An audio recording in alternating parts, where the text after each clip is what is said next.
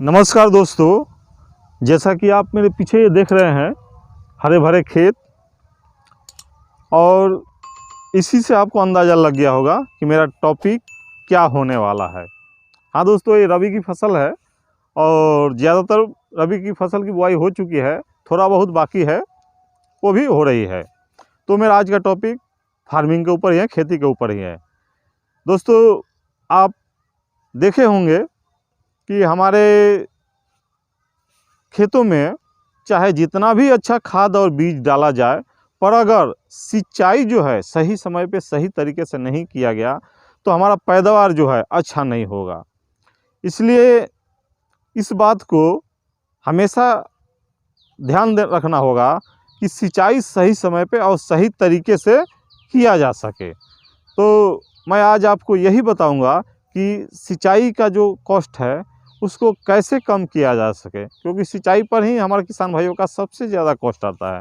तो मैं इस वीडियो में आपको यही बताऊंगा कि किस तरह से सिंचाई के कॉस्ट को कम किया जा सके। तो आपसे मेरा आग्रह है कि वीडियो को आप लास्ट तक देखिएगा। ये वीडियो ऐसा नहीं है कि सिर्फ किसान भाई के लिए भी है, अगर लास्ट तक देखेंगे आप तो हमारे इलेक्ट्रिकल से जुड़े हुए लोग भी हैं, उनके लिए भी वीडियो बहुत ही कारगर होगा। और किसान भाइयों के लिए तो वीडियो इम्पोर्टेंट है ही, उनके लिए तो बहुत ही महत्वपूर्ण वीडियो है। तो ये वीडियो को आप लास्ट तक देखिएगा, स्किप बिल्कुल मत कीजिएगा। और मेरा आपसे एक निवेदन है कि अगर वीडियो अच्छी लगे तो लाइक और कमेंट और शेयर भी कर दीजिएगा। और अगर आप चैनल पर नए हैं तो चैनल को सब्सक्राइब करके बेल पे पुश कर दीजिएगा, साथ में ऑल पर भी पुश कर दीजिएगा, ताकि मेरे आने वाले प्रत्येक वीडियो का नोटिफिकेशन आपको मिलता रहे। आइए मैं आपको वीडियो स्टार्ट करता हूँ। आइए मैं आपको एक पेपर पे समझाता हूँ कि किस तरह से कैसे क्या करें ताकि हमारे किसान भाइयों का जो सिंचाई के ऊपर कॉस्ट है, सिंचाई के ऊपर जो कॉस्ट है उसको कम कर सके हम।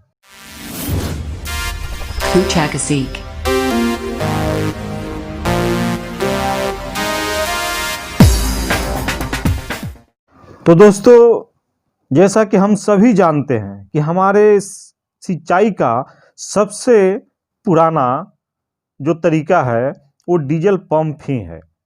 और सबसे पुराना ही नहीं बोलेंगे हम, आज भी हमारे 75% जो किसान है वो डीजल पंप का ही यूज करते हैं, जबकि नए नए टेक्नोलॉजी आ चुके हैं। डीजल पंप की जगह पे समर्सिबल पंप आपका हुआ इलेक्ट्रिक से, या सबमर्सिबल पंप एसी या डीसी दोनों तरह का हो गया।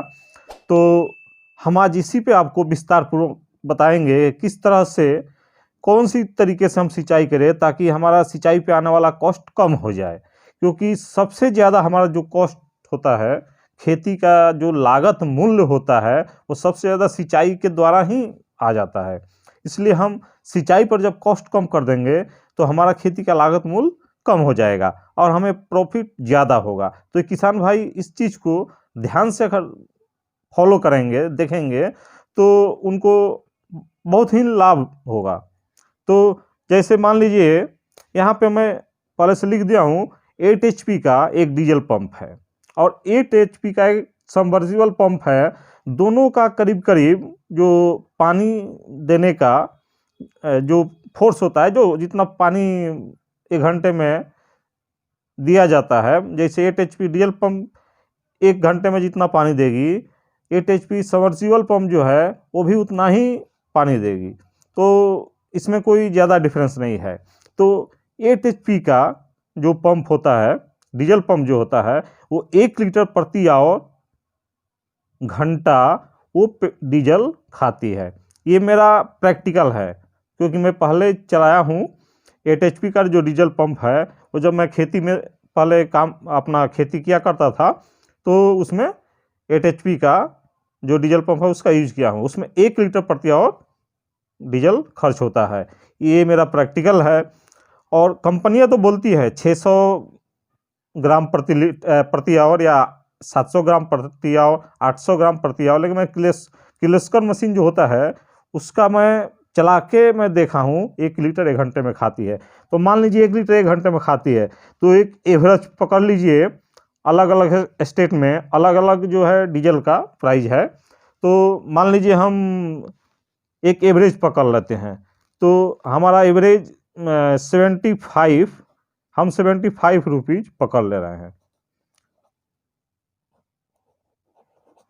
75 RS पकड़ ले रहे हैं 1 लीटर का। तो हमारा सीधा सा हो गया कि 8 HP का मेरा जो कॉस्ट होगा वो 75 रुपीज पर आवर आएगा, पर आवर आएगा। अब इसके जगह पे हम चलते हैं, ये तो आप समझ गए कि 8 HP 75 rupees per hour cost आता है ये डीजल पंप में। अब हम सबमर्जिबल पंप पे चलते हैं। तो 8 HP का जो हमारा सबमर्जिबल पंप है वो 1 घंटे में कितना इस पे कॉस्ट आएगा ये हम देखेंगे।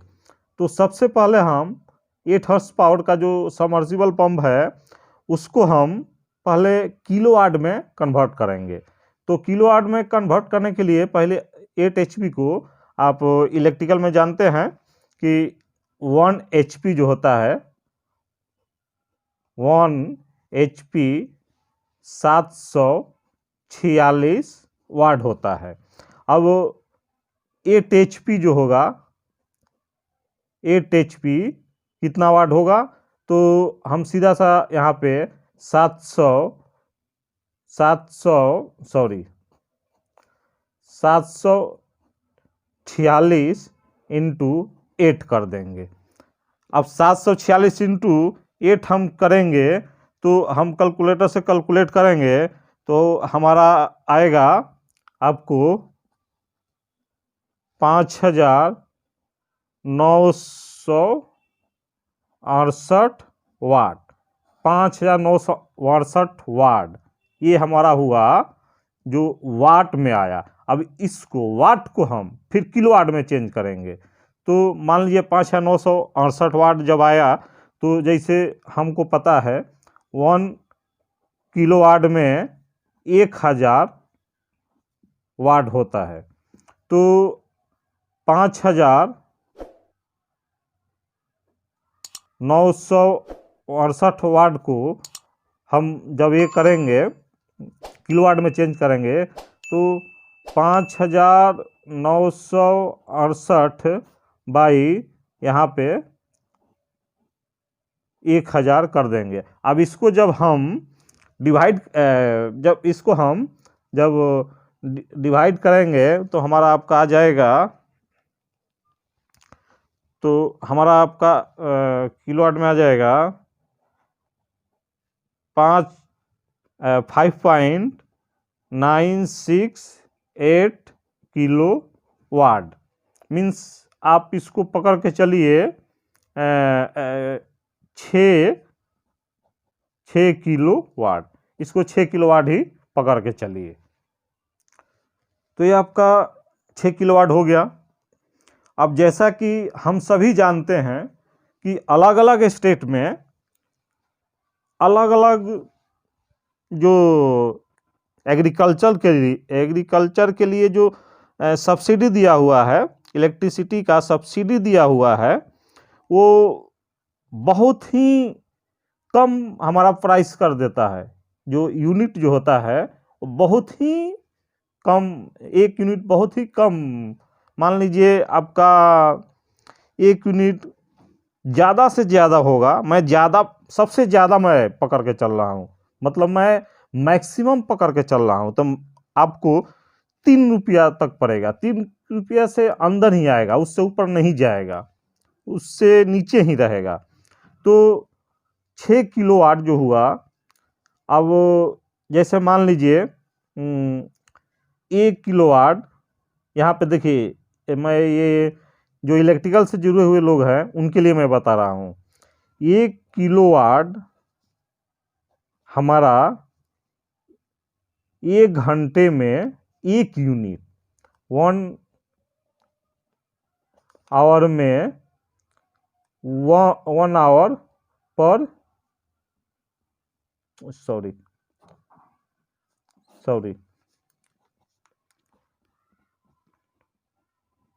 1 आवर पर यूनिट इलेक्ट्रिसिटी लेता है। 1 किलोवाट 1 घंटे में 1 यूनिट लेता है।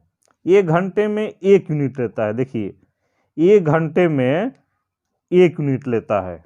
हमारा जो इलेक्ट्रिसिटी है, जो सबमर्सिबल पंप जो है वो 1 घंटे अगर चलेगा तो 1 यूनिट उठेगा। तो यहाँ पे हम जो ये कैलकुलेशन किए हैं 8 HP का, ये जो आप देख रहे हैं, तो हमारा 8 HP 6 किलोवाट होता है। तो 6 किलोवाट, जब 6 किलोवाट को हम आपका कितना हुआ, 1 घंटे में 1 किलोवाट हुआ। तो जैसे हम बता रहे थे आपको कि अलग अलग स्टेट में अलग अलग जो इलेक्ट्रिसिटी एग्रीकल्चर के लिए इलेक्ट्रिसिटी पर सब्सिडी दिया जाता है, तो उसमें जो है एक एवरेज में 3 रुपया पकड़ा हूँ, RS 3 में पकड़ा हूँ, तो 6 × 3 कर दीजिए, तो आपका हुआ 18 रुपया। आपका 18 रुपया जो है 1 घंटे में 8 HP का सबमर्सिबल पंप जो है बिजली खर्च करेगी। आपका जो 18 रुपया आपका कॉस्ट आएगा। तो आपको ये देख लीजिए आपका कितना डिफरेंस हुआ। यहाँ पे 18 हो गया, यहाँ पे आपका ये आपका हो गया सबमर्सिबल का हो गया 18 रुपया। डीजल का यहाँ पे डीजल का आपका हो गया 75 रुपया। 75 रुपया। तो इसको हम माइनस करेंगे 18 से, तो हमारा कितना कॉस्ट कितना सेविंग हो रहा है, तो हमारा करीब करीब 57 मान के चलिए, हाँ करीब करीब एवरेज 57 रुपीज़ हमारा सेव हो रहा है सिर्फ 1 घंटे में। 1 घंटे में हमारा 57 रुपीज़ सेव हो रहा है। आप सोचिए जब हम खेती करते हैं तो ये नहीं है, आप मान के चलिए बहुत ज़्यादा पानी का खर्च होता है एग्रीकल्चर में, बहुत ज़्यादा सिंचाई के लिए बहुत ज़्यादा पानी की ज़रूरत पड़ती है। तो हम 1 घंटे में जो हिसाब मैं लगाया हूँ ये कुछ भी नहीं है, 1 घंटे से कुछ नहीं होगा। ह्यूज मात्रा में, बहुत ज़्यादा मात्रा में पानी की ज़रूरत पड़ती है, तो बहुत ज़्यादा कॉस्ट आ जाता है डीजल से। अब सबमर्सिबल से 1 घंटे में 57 रुपीज़ हुआ सेव हो गया, तो आप सोचिए कि कितने घंटे आपको चलाना पड़ता है। एक मान लीजिए आप रबी की फसल की सिंचाई खेती कर रहे हैं, तो पूरा जो हमारा रबी की फसल का जो सिंचाई पर जो कॉस्ट होगा वो डीजल का और सबमर्सिबल पंप जो इलेक्ट्रिक से, उसका दोनों का कॉस्ट को कंपेयर करिएगा तो आपको ज़मीन और आसमान का अंतर आ जाएगा। तो मेरे बताने का मकसद यही था कि किसान भाई आप ये डीजल पंप जो है इसे छोड़ करके और सबमर्सिबल पंप का ही यूज करें। इसके जगह पे अगर और कॉस्ट कम करना है, कॉस्ट क्या लाइफ टाइम आपको फ्री करना है, तो सबमर्सिबल पंप DC आप बैठाइए और सोलर से आप चलाइए, तो आपको कोई भी कॉस्ट उस पर नहीं आएगा। एक बार जो है आपको 2-2.5 लाख रुपये का खर्च होगा। तो यहाँ पे मैं ये डीजल और सबमर्सिबल पंप का प्राइस भी बता दे रहा हूँ 8 HP का। मान लीजिए आप 8 HP का सबमर्सिबल पंप लेने जाते हैं, डीजल पंप लेने जाते हैं, तो करीब करीब आपको 38,000 रुपया, हाँ करीब करीब 38,000 पड़ जाएगा, 38,000 करीब करीब पड़ जाएगा। और जब सबमर्सिबल लेने जाते हैं तो उसका आपको मान के चलिए सबमर्सिबल का क्या पड़ेगा, सबमर्सिबल का 45-46 पड़ जाएगा, 45-46,000 रुपया, 45,000 मान के चलिए, 45,000 मान के चलिए। दोनों में डिफरेंस कितना हुआ, मात्र 7,000 का, 7,000 का, ये 7,000 का डिफरेंस आया। तो इसको खरीदते हैं आप तो ज़्यादा डिफरेंस, इसमें भी ज़्यादा डिफरेंस नहीं है। बस आपका क्या है, सबमर्सिबल पंप के लिए आपको एक, जहाँ पे आप बोरिंग किए हुए हैं वहाँ पे आपको एक रूम बनाना पड़ेगा, एक छोटा सा रूम बनाना पड़ेगा, जिसमें कि आपका जो इलेक्ट्रिक जो जो पैनल है वहाँ पे आप बैठा सकें और सेफ्टी रहे, खुला में नहीं रहना चाहिए, तो वो कॉस्ट आएगा। लेकिन एक बार आएगा, उसके बाद आपका लाइफ टाइम के लिए वो हो जाएगा और आपका कॉस्ट भी कम आएगा। तो मेरे बताने का मकसद यही था कि आपका जो सिंचाई पर कॉस्ट हो वो कम हो जाए और आपका जो लागत मूल्य है खेती पर वो बहुत ही कम हो जाए, ताकि किसान भाइयों को ज़्यादा से ज़्यादा फ़ायदा हो सके। तो मैं किसान भाइयों से, और इसमें आप समझ गए होंगे यहाँ पे जो 1 किलोवाट का जो मैं बताया 1 किलोवाट पर आवर 1 यूनिट बिजली खर्च करती है, ये टॉपिक जो है इतना दूर ये इलेक्ट्रिक से जुड़े हुए भाइयों के लिए भी है। तो मैं आशा करता हूँ कि आप सबको इससे समझ में आ गया होगा कि हम खेती के लिए कौन सा पंप यूज करें और कैसे हम उसका कॉस्ट कम कर सकें। तो अगर वीडियो आपको अच्छी लगी हो तो लाइक, कमेंट और शेयर कर दीजिएगा, और अगर चैनल पर नए हैं तो चैनल को सब्सक्राइब करके और बेल पे पुश कर दीजिएगा, साथ में ऑल पर भी पुश कर दीजिएगा, ताकि मेरे आने वाले प्रत्येक वीडियो का नोटिफिकेशन आपको मिलता रहे। तो आज के वीडियो के लिए मैं आपसे इजाज़त लेता हूं, और लास्ट तक वीडियो देखने के लिए आपका बहुत बहुत धन्यवाद।